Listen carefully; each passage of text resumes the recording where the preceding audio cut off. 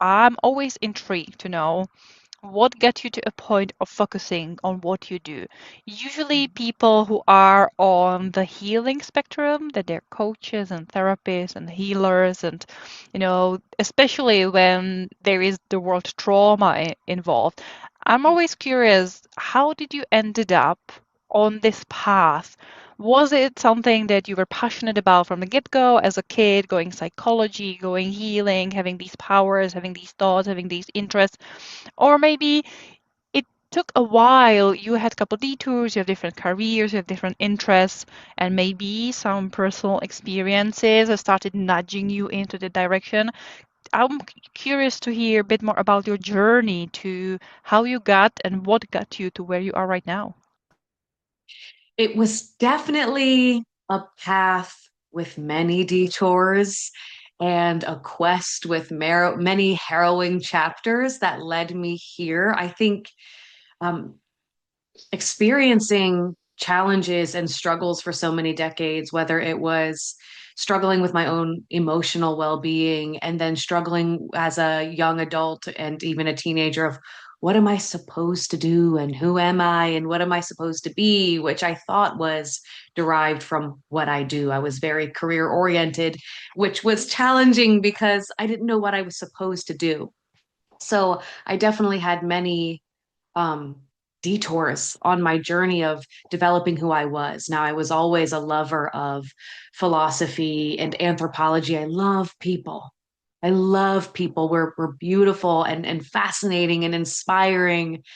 Um, but that was just sort of a background interest because growing up and even into young adulthood, I was not aware that you could follow your heart. I was not aware that you could follow your passions. I strongly believed that there was something you were supposed to do.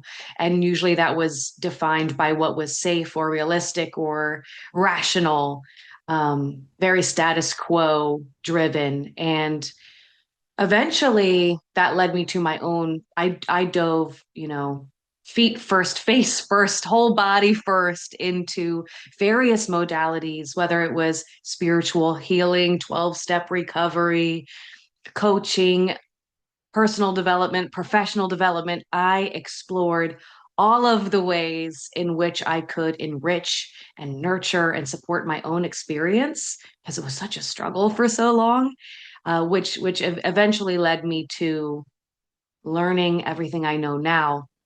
Of course, I'm always a lifelong learner, still learning, still growing, still expanding. But when I learned how powerful and how influential each and one of every one of us are and can be to our own journey and our own destiny, I said, oh, well, gosh, I certainly didn't know it for so long.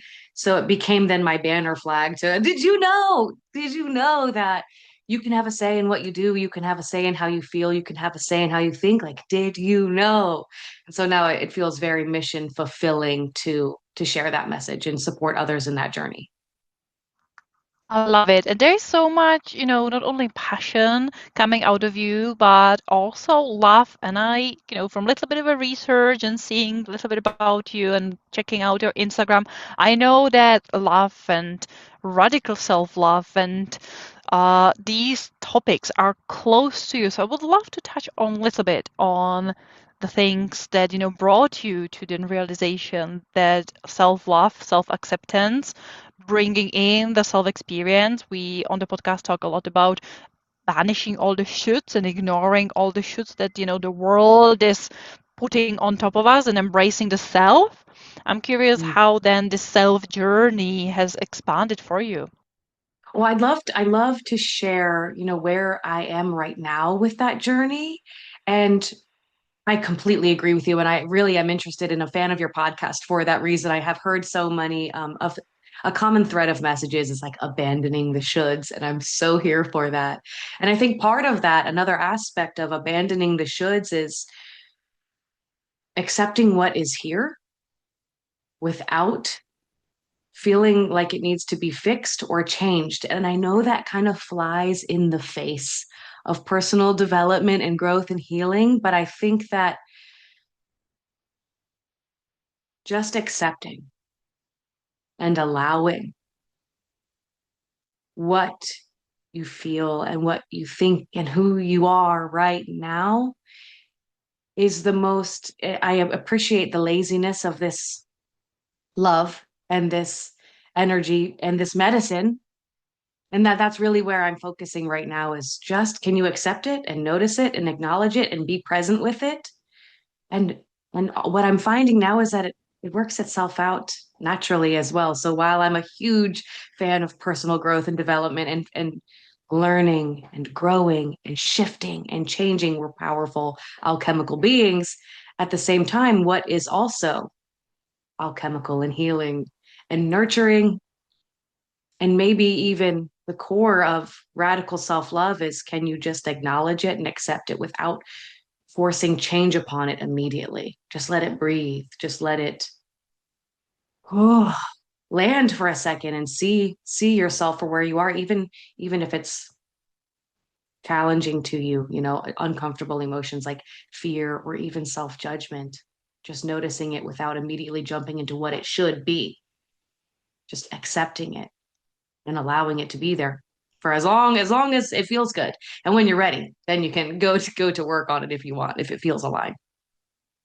Really, you touched on something that for me probably was the biggest aha moment and was the biggest turning point on my own, healing and growing and spiritual journey. And that was the learning to understand the concept that similarly to you, I am driven, I am curious, I want to learn, I want to evolve, I want to progress, I want to do things, I want to accomplish things.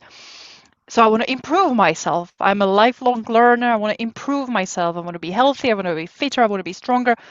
And those things often mean feeling not enough in the moment. And for me, the biggest shift was realizing what you were talking about, that two things can exist simultaneously. I can feel completely in love with myself. I can appreciate and adore myself and be completely happy with who I am and yet want to be better tomorrow.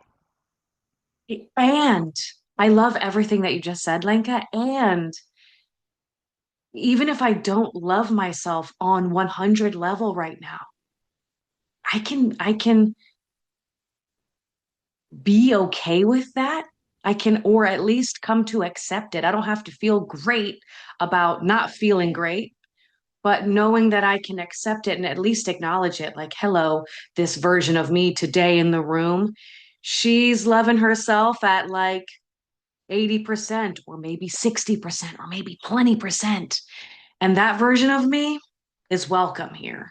She gets some airtime too. Hey, that's okay. Let that version speak up. Let that version express. Let that version have a voice and some airtime too. That's really operating and moving from a place of wholeness and full radical self-love and full self-expression is even when I don't feel like I love myself. That's okay. That's part of the human experience.